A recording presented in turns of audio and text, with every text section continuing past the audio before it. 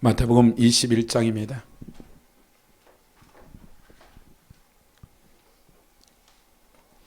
마태복음 21장 1절로 우리가 11절까지 같이 합독합니다.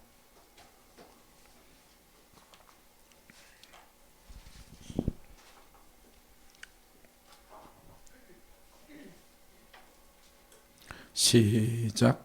그들이 예루살렘에 가까이 가서 감난산 벳박에 이르렀을 예수께서 두 제자를 보내시며 이르시되 너희는 맞은편 마을로 가라. 그리하면 곧 매인 나귀와 나귀 새끼가 함께 있는 것을 보리니 풀어 내게로 끌고 오라. 만일 누가 모심을 하거든 주가 쓰겠다 하라. 그리하면 즉시 보내시라 하시니 이는 선지자를 통하여 하신 말씀을 이루려 하심이라. 일루스 시온의 딸에서 이르기를 내 왕은 내게 임하나니 그는 겸손하여 나귀 곧 멍에 매는 짐승 새끼를 다투 따라하였니 제자들이 가서 예수께 명하신 대로 하여 나귀와 나귀 새끼를 끌고 와서 자기들의 겉옷에 안 예수께서 귀에 닿으시니 무리의 대다수는 그들의 겉을 펴고 다른 이들은 나뭇가지를 베어 길에 펴고 앞에서 가고 뒤에 따르는 무리가 소리 높여 이르되 호산나 다윗의 자손이여 찬송하리이다. 주의 이름으로 오시는 이여 가장 높은 곳에 호산나더라. 예수께서 예루살렘에 들어갔으니 온 성이 소동하이르 이는 누구냐 하거늘 무리가 이르되 갈릴리 나사렛에서 나온 선지자라. 기도하겠습니다. 하나님 감사합니다. 한 주간 동안도 교회와 가정과 우리의 개인의 삶 가운데 주신 은혜와 주의 공일하심과 주의 손길들을 아버지 하나님 앞에 감사를 드립니다.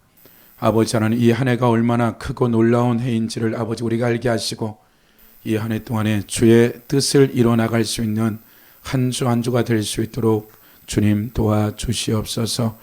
아버지 하나님 원하없는 것은 각 사람들마다 삶의 영역들 가운데 무너진 것들이 회복되게 하시고 저들이 소원하는 기도들마다 지체되고 지연되는 것들이 아니라 즉각 이루어질 수 있는 그러한 시간들 안에 들어갈 수 있게 하심을 감사합니다.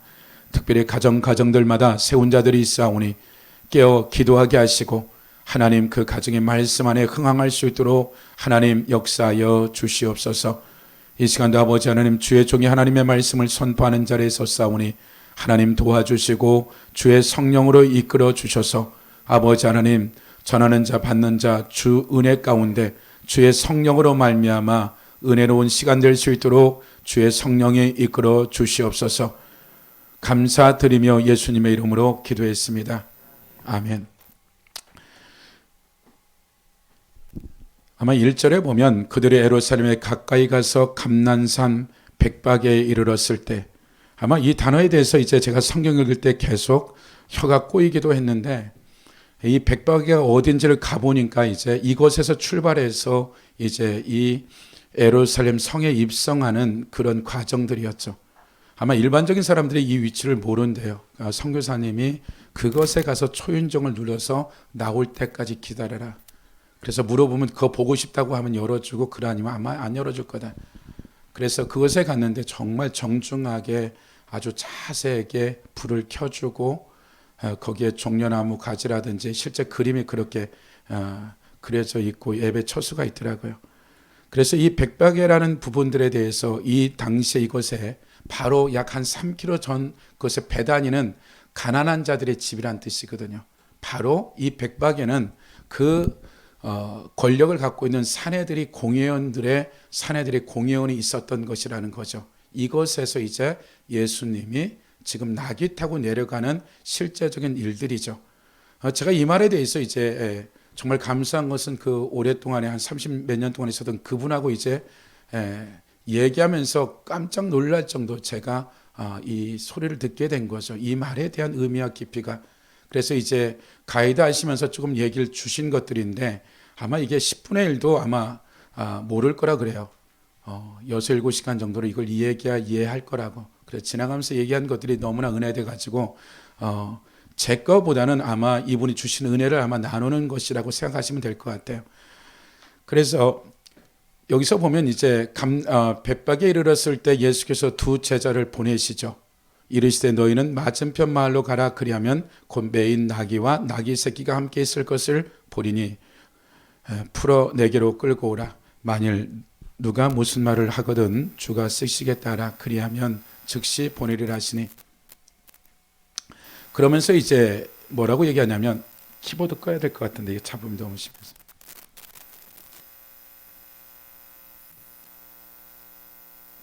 예, 됐습니다. 괜찮습니다. 5절에 보면 시온의 딸에게 이르기를 내 왕 내게 임하리니 그는 겸손하여 나귀 곧 멍에 매는 짐승 새끼를 탓도다 하라니. 말하자면 우리가 잘 아는 대로 지금 스가랴서에 나와 있는 말씀들을 9장 9절을 인용한 말이죠. 그러니까 모든 이들이 스가랴 9장 9절에 나와 있는 이 말들이 예루살렘에 사는 모든 사람들은 이 말이 무슨 말인지를 너무나 잘 알고 있고요. 이미 마태는 이 모든 것을 경험하고 나서 예수님의 이제 이와 같은 왕으로서 입성하는 것에 대해서 이미 경험하고 나서 마태복음을 기록한 것들이죠. 그렇다면 이 스가랴에서 나온 9장 9절이 우리가 이전에도 다니엘서를 배웠지만 다니엘 때 인자 같은 이가 오겠다라는 이 노마 시대라는 것을 시대적으로는 다 알고 있는 거죠. 영적인 해석을 할 필요 없이 그 다니엘서는 모든 백성들이 이 노마 시대에 살고 있는 모든 이들에게 그 메시아가 오겠다라는 이 모든 것들은 일반적으로 일상이 돼버린 것이죠. 우리한테는 사복음서에 나오는 인자라는 말이 사람이 아들 정도로만 들리지만 그들은 심장마비 걸릴 정도의 충격적인 말들이죠. 바벨론 포로서부터 그 나라의 회복됨에 대한 기대와 영광에 대한 것이 그들 시대에 일어나겠다라는 확실한 해석의 말씀을 갖고 있었기 때문에 이 실제 일어나는 일들은 이제 6월절을 준비하기 전에 6월절이 오기 5일 전에 이제 모든 이스라엘 백성들은 그 흠없는 양에 대한 것을 검사하러 이 5일 기간 안에 간다라는 거죠. 이 당시에 6월절에 그 디아스포라가 3대 절기에 오라고 했을 때 이 6월절에 오는 짐승을 양으로 친다 그러면 몇 마리나 잡겠어요? 깜짝 놀랐어요. 26만 5천 마리 정도를 잡는다는 거예요. 전 제사장들이 모여서 이제 이 부분들의 검수를 하고 이상이 없다는 그 모든 것을 이제 그것에 대한 확인을 받으면 그것을 이제 말하자면 그 6월절 날 양으로서 잡을 수 있는 이러한 결제를 받는 이와 같은 이 시간에 예수님이 당신도 지금 나귀 타고 입성하는 거죠. 입성하고 있는 거예요. 그러면 제자들의 입장에서는 그가 메시아라는 것을 불명하게 스가랴 9장 9절은 야 가서 나귀 가까라. 이 말은 곧 그가 이제 스가랴 나와 있는 그 왕이 오신다라는 말을 말할 것도 없이 우리가 결단해서 이 3년 가까운 세월들을 보내면서 그가 이제 왕으로 예루살렘에 입성하게 되면 어떻게 돼요? 죽은 자를 살리고 이런 온갖 병들을 고치게 되어지고 이 모든 것들을 행했던 이들에게 기대치라는 것은 다윗을 따랐던 600명의 무리들이 다윗 왕조를 누리게 되죠. 7년 6개월 32년 6개월 동안에 이와 같은 영광을 누렸다는 알기 때문에 이들이 갖고 있는 기대치라는 것은 상상도 할 수 없지. 왜냐하면 이제 그들이 말한 이분이 이제 그 나귀를 타고 예루살렘에 입성했을 때 노마는 어떻게 될 것이며 현재 이들이 갖고 있는 위치가 어떻게 될 거라는 기대치라는 것은 상상도 할 수 없을 정도의 그러한 제자들의 흥분된 상태에서 지금 그와 같은 일들이 진행되고 있는 것들이죠. 6절에 보면 제자들이 가서 예수께 명하신 대로 하여 나귀와 나귀 새끼를 끌고 와서 자기들의 겉을 그 위에 얹음에 예수께서 그 위에 타시니 무리의 대다수는 그들의 겉옷을 길에 펴고 다른 이들은 나뭇가지를 베어 길에 펴고, 그러니까 그들의 겉옷을 길에 펴고 다른 이들은 나뭇가지를 베어 길에 펴고, 말하자면 성경에서 나오진 않지만 마카비 혁명 때 이제 약 예수 그리스도의 한 700 이때 이제 그 시리아에 있는 에파크리스 4세가 뭐 어떤 일 하냐면 그 성전에 돼지고기를 넣고 이제 먹으라는 이런 엄청난 것을 할 때 구테타를 혁명을 일으켜서 100여 년 정도의 어떠한 독립적인 짧은 시간들이 이 헬라 제국 때 이 이스라엘에 있었죠.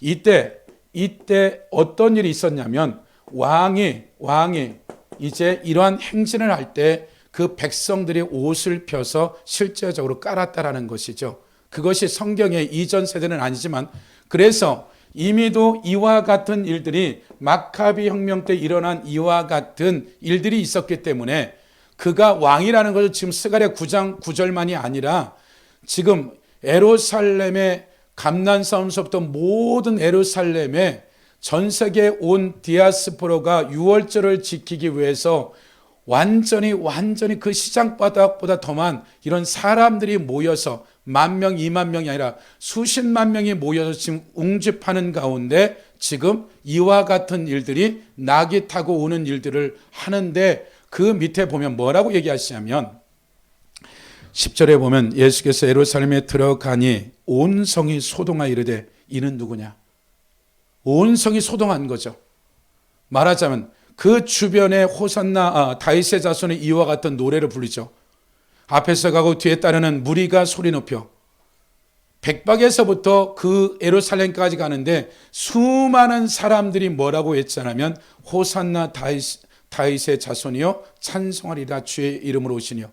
이 말은 다윗 이후에 불려졌던 노래인데 메시아 외에는 부를 수 없는 이와 같은 경배와 찬양이죠. 이 찬양은 그 누구한테도 부를 수 없는 오직 메시아만에게만 부를 수 있는 이 노래가 예루살렘에 수십만 명이 군집되어 있는데 백박에서부터 이제 많은 무리들이 옷을 깔고 이와 같은 종려나무 가지를 펴가면서 이 노래소리가 온 성 안에 이거 울려 퍼졌을 때 이 소리에 대한 그들에게 있어서는 어떠하겠냐는 거예요. 근데 문제는 이 따르는 무리들도 중요하겠지만 이 12명의 제자들 입장에서는 이것은 아유 상상도 못할 흥분된 일들이 벌어진 것이죠. 그들의 인생을 던지고 따랐던 이가 스가랴 9장이나 이런 그들의 겉옷을 벗어 던지는 이와 같은 것이 왕에 대한 예의고 이와 같은 일들이 실제적으로 벌어졌고, 그뿐만 아니라 모든 이들이 호산나 다윗의 자손 이 이름을 이와 같은 찬양을 그 백박에서부터 불러가는 이 노래소리가 예루살렘에 왔을 때 얼마나 난리가 났겠어요. 여기는 소동했다는 거예요. 그 주변에 이 노래소리가 예루살렘 수십만 명 수만 명이 온 이 가운데 발 디딜 틈 없을 정도의 이와 같은 상태가 되어졌을 때 어떠하겠냐는 것이죠.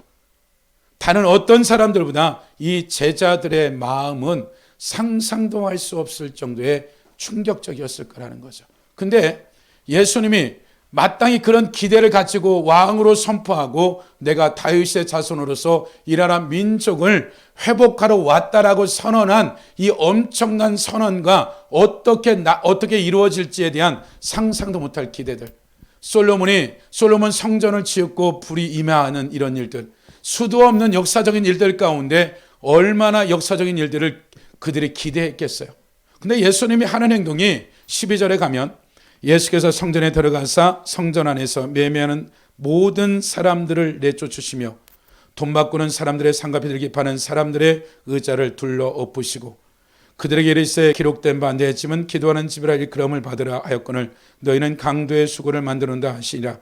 맹인과 전원자들이 성전에 예수께 나와 고쳐주시니 대장들과 서기관들이 예수께 하시는 이상한 일과 또 성전에 소리 질러 호산나 다윗에서 하는 어린이들을 보고 노하여. 왜 노했겠어요? 이거는 메시아한테만 불러야 될 노래인데 이 노래를 들었을 때 종교 지도자들은 난리가 난 거죠. 예수께서 말하되 그들이 하는 말을 듣느냐? 예수께서 이르되 그렇다. 어린아이와 젖먹이들의 입에서 나오는 찬미를 온전케 하게 하셨나이다 함을 너희가 읽어본 일이 없느냐 하시고 그들을 떠나 성 밖으로 베다니에 가서 거기 베다니 가나안한 동네. 그러니까 지금 제자들은 이 예루살렘 성에 나귀를 타고 오는 스가랴 9장 9절과 이 많은 옷을 깔고 왕 다윗에서 호산나 다윗에서 이런 찬양기를 불렀을 때 이 성전에 가서 엄청난 일을 했는데 그냥 뒤엎고 그냥 이런 일들만 하고 그냥 돌아와 버린 거죠. 그리고 성경에는 17장과 18장 사이에 하룻밤이 베다니에 묵었다는 얘기거든요. 베다니에 묵고 나서 아침에 나온 거죠.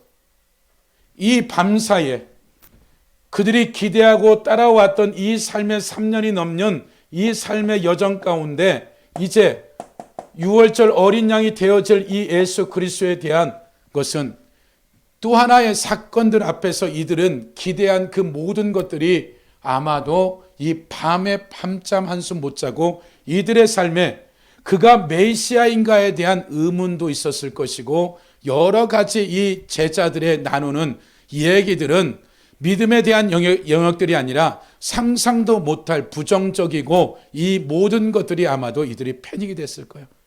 분명하게 이 모든 현상들은 맞는데 돌아와서 밤이 새도록 제자들과 같이 서로가 얘기했던 것들은 대부분이 그가 메시아가 아닐 거라는 의심들을 할 가능성이 아주 높다라는 것이죠.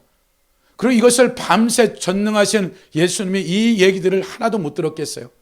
그들을 다른 어떤 것들이 아니라 먹고 자며 일상을 3년 가까이 모든 것을 가르치고 그들의 삶에 있어서 끊임없이 말씀에 대한 가르쳤는데 그들에게 지금 온 것은 그 예수 그리스도가 메시아가 아니다라는 이런 의심과 이루 말할 수 없는 그들의 밤이 지새도록 이와 같은 얘기들을 한 이 모든 것을 들은 제자들보다는 예수님도 아마도 충격적이었을 거라는 거죠. 왜냐하면 그들에 대해서 우리처럼 얘기한 것이 아니라 모든 것들을 부활에 대한 얘기도 하고 끊임없이 얘기했지만 그들의 사고 가운데는 솔로몬과 다윗과 같은 이 땅의 부귀 영화 필요 없다는 것이 아니라 하나님이 이 모든 것에 민족주의나 나라 회복이나 이 육신의 영광 정도만 생각하고 끊임없이 생각했던. 그러면 마태는 20장 가보면 마태복음 20장으로 가보시면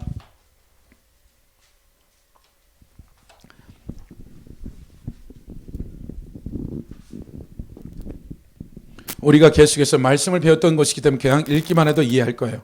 20장 20절에 보면 그때 세베대 아들 어머니가 그 아들들을 데리고 예수께 와 절에 무엇을 구하니 예수께 이르시되 무엇을 원하느냐 이르되 너의 이 두 아들을 주의 나라에서 하나는 주의 우편에 하나는 주의 좌편에 앉게 명하소서. 그 부모가 나이 든 이 자식들에 대해서 이와 같은 잘 되걸랑 국무총리나 내무부 장관이나 좋은 자리에 반드시 당신이 메시아고 다윗의 왕권을 가지고 온 건 분명하다. 그렇다면 잘 되면 우리 자녀들을 잘 해둘라는 이와 같은 부탁을 한 거죠. 예수께서 대답하시되 너희는 너희가 구하는 것을 알지 못하는도다. 내가 마시는 잔을 너희가 마실 수 있느냐? 그들이 할 수 있나이다. 이르되 너희가 과연 내 잔을 마시려니와 내 좌우편에 앉는 것은 내가 주는 것이 아니라 내 아버지께서 누구를 위하여 예배하셨든지 그들이 얻을 것이니라. 열 제자가 듣고 그 두 형제에게 대하여 분이 여기거늘. 말하자면 그 세베대의 아들 두 자녀뿐만 아니라 이 나머지 10명도 동일하게 이 땅의 영광에 대한 그 모든 것을 가지고자 하는 이 마음은 여전히 동일하다는 것이죠. 그래서 이것에 대해서 예수님 다시 설명하죠. 예수께서 제자들을 불러다가 이르되 이방인들의 집권자들이 그들을 임으로 주관하고 그 고관들이 그들에게 권세를 부린 줄 너희가 알거니와 로마의 천부장 백부장 그 권세를 부린 자들의 그 권세를 너희가 그런 것을 지금 기대하고 나를 따랐냐 이런 말이죠. 너희 중에는 그렇지 않아야 하나니 너희 중에 누군지 크고자 하는 자는 너희를 섬기는 자가 되고 너희 중에 누구든지 으뜸이 되고자 하는 자는 너희의 종이 되어야 하리라. 인자가 온 것은 섬김을 받으려 함이 아니라 도리어 섬기려 하고 자기 목숨을 많은 사람의 대속물로 주려 함이라. 마태는 철저할 정도로 우리가 예수님이 이와 같은 예루살렘에 입성하는 그 어린 양으로서 그가 간 목적은 내가 메시아라는 걸 분명히 알려드리고 또 한 가지는 그 어린 양이 흠이 없듯이 예수 그리스도 내가 뭐다? 죄가 없고 이 인류의 죄를 대속할 수 있는 흠없는 어린 양으로서의 실제적인 그 유월절에 행했던 그 절차를 따라 그분이 그거 가서 내가 흠이 없다는 이와 같은 것들을 다 보여주신 것들이죠. 그리고 제자들에게 그것이 너희들이 나를 따르는 목적에 대한 것들을 다시 바꿔준 것이요. 맞아요. 마태는 20장 20절로 나오는 이 모든 일들에 대해서 제자들에게 예수님이 안 가르친 것이 아니라 너희가 이 땅의 영광이 아니라 그 나라의 그 의에 구하면 모든 건 더할 거야. 너희들이 해야 될 그 정도가 아니라 우주 만물의 왕으로서 통치되어지는 이 영광스러운 일을 주고자 하지만 그들이 갖고 있는 비전과 그들의 인생을 던지고 나타난 것은 이 땅의 영광에 지극히 겨자씨만한 것을 인생을 걸어버린 거죠. 그것이 이들의 눈을 가리고 마비를 시켜버린 것이죠. 충분히 내가 섬김을 받으려 함이 아니라 섬기려 왔는데 뭘로? 대속물 되겠다. 대속물이라는 건 뭐야? 대신해서 인간이 죄지면 제사장이 짐승에 안수해서 짐승을 죽여서 피를 뿌리면 죄이기 때문에 죽이려고 했을 때 죽었기 때문에 대신 죽는 것까지 너희를 부른 것은 대속물 되게 불렀다라는 이 말을 아마 마태가 설명하는 것보다 더 정확하게 충분히 질문을 받고 이 모든 것들을 제자들에게 설명했을 거라는 것이죠. 그리고 그렇게 마태도 그렇게 이해하고 들었지만 그 20장 이후에 나와 있는 이 사건 이후에 예수 그리스도가 왕으로서 이 예루살렘에 입성하는 이 모든 것들에 대해서 그들이 상상하고 기대했던 모든 것들이 산산이 쪼개진 이 밤에 대한 기록은 성경에 한마디도 기록되어 있지 않죠. 그리고 나서 21장 그 다음에 보시면 21장 18절에 보시면 이른 아침에 성으로 들어가실 때 시장하신지라 길가에 한 버가나무를 보시고 그리로 가서 잎사귀밖에 아무것도 찾지 못하시고 남에게 이르되 이제부터 영원토록 내가 열매를 맺지 못하리라 하시니 무화과나무가 곧 마른지라. 그냥 아침에 그냥 베다니에서 그래서 주무시고 일어나서 아침에 예수님이 제자들도 밤을 샜을 것이고 예수님도 제자들이 하는 모든 얘기를 듣고 이제 이른 아침에 이제 나오신 거죠. 그래서 길 갈 때 무화과나무가 하나 있는 걸 보시고 그냥 열매 없는 것을 보시고 그 즉시 명령하자마자 콩 말라 비틀어 버려진 거죠. 그러니까 제자들이 보고 이상히 여겨 이르되 무화과나무가 어찌하여 말랐습니까? 그러니까 말이 떨어지자마자 비틀어진 거죠. 이게 살아있는 나무가. 제자들이 보고 이상히 여겨 이르되 무화과나무가 어찌하여 곧 말랐나이까? 예수께서 대답하여 이르시되 내가 진실로 너에게 이르노니 만일 너희가 믿음이 있고 의심하지 아니하면 이 무화과나무에 댄이 일만 할 뿐 아니라 이 산에 들려 바다에 던지라 해도 될 것이요. 이것은 무화과나무를 통해서 예수님이 너희가 어젯밤에 이야기했던 모든 것에 대한 얘기들 지금 한 사람 한 사람 왜 나를 의심하냐부터 이렇게 얘기하지 아니하고 지금 무화과나무의 하나의 사건을 두고 얘기하는 거죠. 진실로 너에게 이르노니 믿음이 있고 의심하지 아니하면 너희가 밤새 메시아에 대한 삶을 어떻게 너희가 밤이 지새도록 하나님에 대한 이 메시아에 대한 것들을 너희들과 같이 있었지만 너희들이 어찌했다? 믿음이 있다 없다? 믿음이 없다라고 지금 그 밤에 있었던 모든 얘기들을 이 하나의 사건을 통하여서 지금 예수님은 이 제자들에게 얘기하고 있는 것이죠. 그래서 이제 예수 그리스도가 십자가에 돌아가기 전까지 계속 그와 같은 이것이 실제 비우면서도 지금 제자들을 향해서 그들의 그 밤에 이루어진 사실에 대해서 직접적으로 왜 그랬냐 저랬냐 하지 아니하고 예수님은 이들의 삶에 대한 부분들을 다시 한번 끄집어 올려서 믿음의 여정 가운데 끌어올리기 시작하는 이러한 시간들. 말하자면 이 베다니에서 왔던 이들이 이 밤새 얘기하는 이 3년 넘는 세월을 가르쳤던 이 예수님의 마음은 어쨌겠냐는 거죠. 그리고 그 아침에 일어났을 때 서로가 얼굴을 보며 얘기하는 이 대화 자체도 서로가 얼굴 보기가 불편했을 거예요. 예수님이 그냥 그 일어난 나무를 보고 이제 그 무화과 나무에 대한 이와 같은 믿음에 대한 얘기들을 하는 거죠. 저나 여러분의 삶에 있어서 나다나엘이 그런 얘기를 하죠. 야 빌립이 내가 메시아를 만났어. 근데 그가 나사렛 예수래 라고 했을 때 나다나엘이 뭐라고 얘기하냐면 야 나사렛 선한 것이 없어. 그 말은 무슨 얘기야? 말하자면 그가 어디서 미가서 5장 2절에 나와 있는 예수 그리스도는 베들레헴에서 나게 됐는데 나사렛이라는 그 스불론 납달리 지역의 난리가 만무해. 나다나엘이 성경을 알았지만 이미도 30년 전에 메시아가 온 줄도 모르고 아직 그는 그 말씀에 문자적인 말씀을 알고는 있지만 그 말씀이 30년 전에 이 땅에 온지도 모르고 그 30년 전에 이제 오셔서 제자로 부르려고 이 나다나엘을 찾아간 이에게 메시아가 왔다라고 지금 얘기하는 거죠.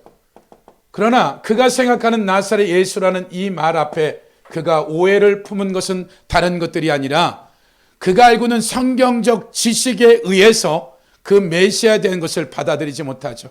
단지 예수님의 두 마디, 참 이스라엘 사람이다, 간사한 것이 없다, 무화과 나무 아래에서 보았다, 이와 같은 얘기들을 하는 거죠. 그랬을 때 마태도 동일하게 지금 요한도 마태처럼 동일한 얘기들을 하는 거죠. 이 나다나엘이 그러죠. 두 번의 대화를 통해서 당신은 이스라엘의 왕이고 하나님의 아들이라고 했을 때 네가 무화과 나무 아래에서 보았다므로 나를 믿느냐? 나다나엘, 네가 고백한 하나님의 아들 이스라엘이라는 이 말조차도 틀렸다라는 얘기를 이제 2장 1절로부터 해서 요한복음 20장에 거쳐서 하나님의 아들이 누구시고 그 아들의 생명됨이 무엇인가를 위해서 이제 요한은 요한복음 전체를 하나님의 아들이라는 것을 기록하고 있죠. 그럼 요한복음도 그렇고 마태복음도 지금 마태는 예수 그리스도에 대한 이 부분들에 대해서 우리가 3년 6개월이라는 이 기간 동안에 따라 다녔지만 그래서 다시 이들을 그 밤이 맞도록 그와 같은 것을 다시 말씀으로 회복해 주지만 그들이 다시 그가 십자가에 못 박혀서 부활하기 전까지 이 모든 일은 또 패닉이 돼버리는 거죠. 그렇다면 예수님이 가르친 것에 대해서 부분적인 것은 분명히 이해했을 거예요. 그러나 그들의 가지고 있는 이 땅의 한계에 대한 것을 가지고는 어떻게 죽은 자가 아직도 20장을 마태가 얘기하고 있고 다시 또 이 21장에서 그것에 대한 우리가 어떠한 삶을 넘어졌고 쓰러졌는지에 대한 얘기를 또 하죠. 그리고 그 예수님이 이거를 자세하게 물어서 얘기했겠죠. 성경은 이 무화과 나무라든지 이와 같은 포도 농부에 대한 비유라든지 이거 말고도 아마 많은 얘기들을 십자가에 가기 전까지 더 많은 얘기들을 제자들에게 했을 거예요. 그냥 이해하든 못하든 그냥 던지고 말지는 않았을 거라는 거죠. 그렇다면 이들이 이것에 대한 또 다른 믿음을 주시고 그들이 또 다른 넘어야 될 이 십자가 앞에서의 죽음 앞에서의 넘지를 못하는 일들이 또 벌어지죠. 이 얘기는 요한이 그런 말을 하고 마태가 그런 말을 했다면 12사도들이 동일한 그 여정 가운데 있었다라는 거죠. 그렇다면 오늘날 우리가 예수 그리스도를 믿는 저나 여러분의 삶에 있어서 우리가 알고 있는 문자적 지식들, 내가 이미도 다른 사람을 통해서 알고 있는 이 지식적인 머리에 알고 있는 지식들, 우리가 알고 있는 하나님의 그 깊이와 넓이가 어찌하면 이 제자들과 같은 삶의 연역들 가운데 우리의 삶이 그런 여정들 가운데 머물러 수 있다는 것이죠. 우리가 성경을 읽게 되어지고 은혜를 받고 있지만 그럼 12사도들이 과연 예수님의 강의라 교제를 나눌 때 은혜가 없었겠냐는 거죠. 이런 말할 수 없는 은혜가 있었지만 그 은혜를 뛰어넘는 사건 앞에서는 여전히 그들의 믿음이 곤두박질 쓸 수밖에 없는 보여지는 지금까지 살아왔던 첫사람 아담 안에서의 어떠한 논리나 기대치가 아닌 하나님의 영광과 하나님 나라가 어떻게 되어지는지를 모르는 이들에게 있어서는 여전히 한계 가운데 부딪힌 것이죠. 마태도 요한도 마가도 누가도 이 사복음서를 기록한 이들의 똑같은 동일한 마음들은 우리가 그런 시행착오를 했던 그 한계를 뛰어넘어 하나님의 하나님 되심을 알기를 지금 원하는 것들이죠. 그러면 저나 여러분의 삶에 있어서 우리가 알고 있는 하나님의 알고 있는 여러분들이나 제가 알고 있는 하나님의 말씀의 깊이와 넓이, 그것이 아무런 뛰어난 자라 할지라도 어떤 부분에 있어서는 굉장히 어린아이 수준이고 굉장히 제한적일 수밖에 없는 것이 우리가 갖고 있는 한계인 거죠. 그렇다면 저나 여러분의 삶에 있어서 우리가 가야 될 여정은 이들이 갖고 있는 마음들, 말하자면 성경에 대한 이 말씀에 대한 우리의 믿음이 어떠하냐는 것이죠. 이스라엘 백성들이 갖고 있는 이 성경에 대한 태도는 무엇이냐면 이것이 광야야, 이것이 물 한 방울 없는데도 하나님이 이것이 적과 꿀이 흐르는데 그것에 삽을 파서 광야와 물 한 폭에 풀 한 폭이 없는 곳에 삽을 파서 하나님의 말씀이 적과 꿀이 흐르는데, 부분적으로 흔다고 하지 이 땅이 그러한 땅이라고 그들이 말씀을 부여잡고 이 땅을 파기 시작하는데, 상상도 할 수 없는, 식물은 자라지 않지만 모든 상상도 못할 광물질들이 나오게 되어지고 상상도 못할 물질들이 그 땅에서 나오기 시작하는 것들이죠. 그러니까 그들이 알고 있는 것은 내 이성으로 말도 되지 않는 성경의 기록의 말씀들을 이 작은 뇌로 전능하신 하나님의 말씀을 이해하려고 하는 것들이 아니라, 말씀이 그러하다면 그러한 것을 붙잡고 그 말씀이 어떻게 되는지를 붙잡고 그들은 그냥 살아내버린 거죠.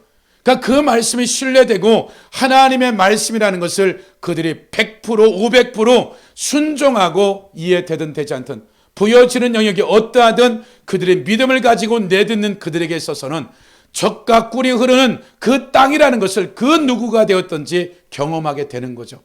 말하자면 기록된 말씀들이. 그래서 저나 여러분의 삶에 있어서 이 말씀이 여러분이 엄청난 영적 경험을 하고 말씀의 깊이가 내려간다 할지라도 여전히 우리가 그것에 대한 기준과 잣대를 가지고 하나님의 말씀을 대한다면 여전히 요한이나 12사도들이 이런 한계점에 부딪히듯이 우리는 부활에 대한 것은 믿지만 다른 영역에 대한 부분들은 여전히 12제자와 같은 이런 시행착오를 얼마든지 할 수 있다는 것이죠. 그렇다면 12제자가 믿음의 한계가 있을 때 예수님은 끊임없이 그것을 우리를 설득하고 이해시켜서 그 믿음의 여정을 갈 수 있도록, 아브라함이 75세에 부름받아서 그가 애 1년 만에 애 낳고 나서 2년차 이삭을 드리라고 하지 않았어요. 그의 믿음을 더욱더 자라게 하고 더 훈련시키고 그것이 될 때가 돼서야, 그가 55년이 돼서야 이삭 바쳐라 그랬다는 얘기죠. 그렇다면 저나 여러분의 삶의 여정들 가운데 여러분이 이전과는 다른 믿음의 영역에 들어가는 데 있어서는 여러분의 이해나 여러분의 삶의 어떤 조건들이 아니라 하나님이 무엇인가 믿음의 영역들을 여러분에 밀어 넣는다면 여러분에게 준비가 되었기 때문에 하나님 밀어 넣는 것이지, 하나님 내 나이가 어떻고 내 상황이 어떻고 이것을 하나님이 나보다 더 잘 알기 때문에 여러분의 삶의 믿음의 여정들을 어떻게 갈 거냐는 것이죠. 그래서 여러분의 삶에 있어서 하나님은 이로 말할 수 없을 정도로 그들에 대한 어떠한 책망이 아니라 다시 그의 생명들을 일으키고 또 일으키고, 십자가에서 도망갔을지라도 다시 그들을 찾아서 그들을 다시 세우고 생명되게 해서 그가 결국에는 하나님의 아들로서 그 일을 감당하게 하는 이 역사가 일어났다면 2020년도를 사는 하나님의 백성들도 동일하다는 것이죠. 우리의 믿음이, 우리의 삶의 여정이 어떠하든지 하나님은 저나 여러분의 삶에 우리의 숨이 멎는 그 순간까지 내가 정말 세상에 어떻게 나를 평가하든 세상에 어떠하다고 하든 하나님은 하나님의 자녀들을 한 번도 버린 적이 없는 것이죠.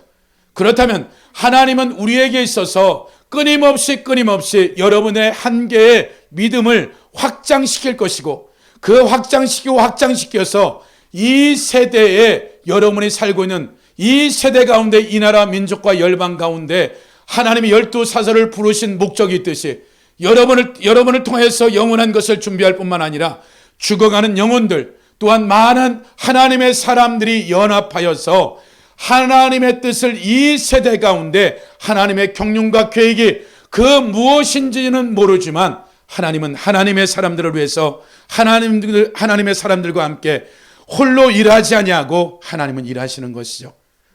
바벨론 포로 때 모든 왕이 없고 제사장 선지자도 없는데 한 명의 다니엘은 그 하나님의 때를 기다리며 한 역사의 장의 문을 열고 닫는 한 사람의 70년의 기도, 그가 9시와 12시와 3시에 그냥 기도했을 뿐이에요. 그리고 그것이 에레미야에 기록된 것을 알고 하나님의 이 때가 된 이 한 사람으로 말미암아 역사적인 하나님의 경륜이 이루어지는 거죠. 나라, 왕, 민족, 땅 아무것도 없는데 이방으로 포로로 잡혀간 한 사람이 하나님 앞에, 말씀 앞에 내가 제사한 우상의 제물을 먹지 않겠다는 이 목숨건 이 하나가 훗날 이 한 사람의 기도와 하나님의 태도에 대한 믿음이 이 나라 전체를 바꿔버리는 역사의 장 가운데 들어간 것이죠. 많은 사람도 필요하지만 한 사람, 한 가정에서 한 사람이 주님 앞에 세워지기 시작하면 그 가정은 세워져요. 한 모임, 한 직장, 한 교회 한 사람이 하나님 앞에 세워지기 시작하면 반드시 생명되어지고 살 수밖에 없는 것들이죠.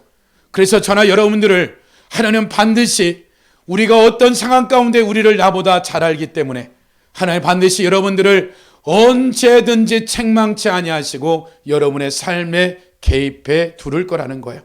그럴 때 여러분이 귀만 기울이신다면, 내가 이해를 못한다면 기도원처럼 묻고 또 묻는다면 하나님은 우리를 설득하고 이해시켜서 너가 스스로 그것을 하나님이 그냥 우리 자유주의를 다 빼버려 끌고 가는 것들이 아니라 하나님이 다 해놓고 우리가 발걸음만 내딛기만 하면, 너의 입술만 한마디만 해버리면 하나님의 전능자의 모든 것들을 부어주셔서 네가 했다라고 하나님은 우리를 아브라함처럼 인정하고 싶은 거예요.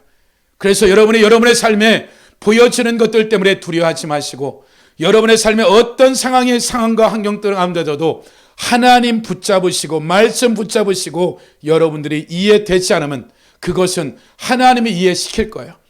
그렇다면 여러분들이 믿음으로 내딛게 되는 이 홍해바다 앞에서 300만 명이 한 명이라도 이해했겠냐는 거예요. 그 이해는 홍해바다가 갈라지는 순간 그들은 이제 그냥 하나님이시구라는 걸 아는 거예요. 여리고를 도는 순간 다들 머릿속에서는 이것이 어떻게 무너질까? 어떻게 무너질까? 홍해를 건너긴 했는데 이건 또 어떻게 무너질까? 그러나 하나님이 하나님의 방법으로 그들 앞에 소리치라는 이 한마디 앞에 무너져 버린 것이죠. 우리가 해야 될 일은 내가 이해가 되든 되지 아니하든 그 음성이 때로는 틀릴지라도 틀리면 하나님이 교정시켜 줄 거예요. 우리가 해야 될 일은 기록된 진리 앞에 우리가 하나님의 그 소리를 듣고 순종할 거냐 말 거냐는 여러분이 결정하는 거예요. 이 결정만 되어지면 나머지는 누가 책임지겠다? 그 하나님의 내 안의 성령으로 그 모든 천사 모든 것을 동원해서 하나님의 사람들을 책임지고 그의 인생을 반드시 하나님이 이끌어 나갈 거라는 것이죠. 제자들이 그렇게 했듯이 우리도 동일하게 그러한 은혜 가운데 반드시 하나님 그런 은혜와 긍휼을 날마다 주님 그러한 길을 우리를 위해서 준비하고 있다는 것이죠. 그래서 여러분의 이 한 주는 여러분들이 집중하고 여러분들이 아주 별 볼 일 없는 겨자씨만한 이만한 것이라도 그냥 순종하세요. 그랬을 때 이전에 순종한 것은 다른 상상도 할 수 없는 문들이 열어지는 그러한 이 한 해입니다. 오후 예배 때 그런 얘기를 했죠. 오후 예배 때 이 2020년도에 갖고 있는 이 2020년도에 이미 작년 5780년 9월부터 시작됐죠. 2월이죠. 이 연도는 내가 지금까지 살아왔던 어떤 삶을 살았든지 대가 지불만 한다면 여러분의 이 1년은 10년의 모든 것들을 책임질 수 있는 이 엄청난 시간이라는 거예요. 그리고 이 10년은 여러분의 남은 생에 하나님이 부르시는 그날까지 상상도 못할 하나님의 하늘과 이 땅의 것들을 부어주는 이 1년의 삶은 이 1년 이후에 이것을 쫓아간다는 것은 정말 특별한 은혜 아니면 못 쫓아갈 정도의 이러한 시간들이 왔다라고 계속해서 하나님의 잠목사님뿐만 아니라 모든 사람들의 공통된 얘기들이에요. 그럼 보세요. 1948년도에 이스라엘이 독립했어요. 이후에 이방인의 때는 거짓 끝났다고 봐야 돼요. 이때부터 이스라엘이 몰려드는 것은 우리가 생각한 것보다 상상도 할 수 없어요. 말하자면 이 말씀을 맡은 이 이스라엘 백성들 랍비들이 예수를 메시아라 하고 이 말씀에 대한 계시적으로 풀어내는 이런 시즌들이 상상도 할 수 없을 정도로 이것들이 그 전체 전 세계 가운데 이와 같은 일들이 일어나고 있는 것들이죠. 그래서 이전에 한 나라나 조그만 사건들이 아니라 아마 열방이 연합되어져서 하나님의 사람들이 순식간에 상상도 못할 일들이 벌어질 거라는 거예요. 그게 누구냐는 거예요. 그건 그 삶이 어떠하든지 나이와 그들의 인생과 상관없는 거예요. 하나님이 그 사람이 있다면 그 사람을 쓰는 거예요. 그래서 여러분들이 이 한 해 동안에 한 주 한 주 얼마나 중요한지 몰라요. 그래서 여러분들이 그 믿음을 가지고 여러분들이 한 주 한 주 살아보시면 이전에와는 다른 속도와 이루 말할 수 없는 은혜들을 사람을 붙이고 환경을 붙여주는 이 속도가 내가 수용할 수 없을 정도로 빠른 속도로 여러분들에게 온단 말이에요. 왜냐하면 저한테 그렇게 오니까. 이 사람을 만나고는 또 다른 사람을 만나고 또 다른 사람을 만나고 또 다른 사람을 만나고 한 번도 만나보지 않은 사람들을 또 만나고 또 만나는데 귀한 거예요. 그래서 그냥 연합되는 거예요. 그냥 몇 시간을 얘기할 것도 없이 20-30분 얘기하면 그냥 서로가 얘기가 돼버리는 거예요. 사심도 욕심도 이면 다 그걸 다루고 만나버리니까 어떻게 되는 거예요? 할 얘기가 없는 거예요. 무엇을 어떻게 하겠다, 무엇을 어떻게 할 거냐, 이것도 필요 없는 거예요. 그런 삶을 살았다고 쳐보세요. 아마 집회 가운데 우리 한 3-4일 참여했던 분이에요. 나중에 알았어요. 당신이 30년 동안에 그냥 하나님 철회를 시킨 거예요. 교인들 안수하고 이런 거 안 하고 하나님이 그냥 집에서 그냥 잠을 앉아서 30년을 기도시켰다고 쳐보세요. 어떻겠어요? 그러니까 무엇인가 찾은 거예요. 전국을 돌아다니면서 사람을 가르치고 이런 말할 수 없는 하나님의 영광과 체험을 했지만 무엇인가에 조금 2% 부족한 이 부분들을 찾고 있었던 거죠. 그러니까 여러분의 삶에 있어서 여러분의 삶의 환경과 상황 때문에 여러분 그것을 보면 우리는 그것에 그냥 묶여버려요. 하나님이 나를 뭐라고 평가하느냐? 우주 만물의 하나님의 자녀로서 이루 말할 수 없는 이 우주 만물의 기업, 그 유업을 이을 자로 우리를 하나님이 그렇게 정의했어요. 그래서 여러분의 정체성에 대해서 그 누구의 말도 들을 거 없어요. 너가 하나님의 자녀이다. 그러면 그 뭐다? 우주 만물의 모든 것을 유업을 이을 자다. 너의 삶이 넘어지고 쓰러지고 이것에 주님 관심 없어요. 일어나면 되는 거예요. 그래서 여러분의 삶에 있어서 여러분이 봐야 될 것은 내 직장이 어떻고 내 삶이 이 모양 여기 보면 안 되는 거예요. 이거 한날에 바꿔지는 거예요. 한날에. 그래서 하나님이 그러한 하나님이시기에 여러분이 이 한 주를 정말 하나님 앞에 신실하게 하나님 앞에 보낸다면 전혀 다른 한 주가 될 거예요. 그런 한 주가 되시기를 예수 이름으로 축복합니다.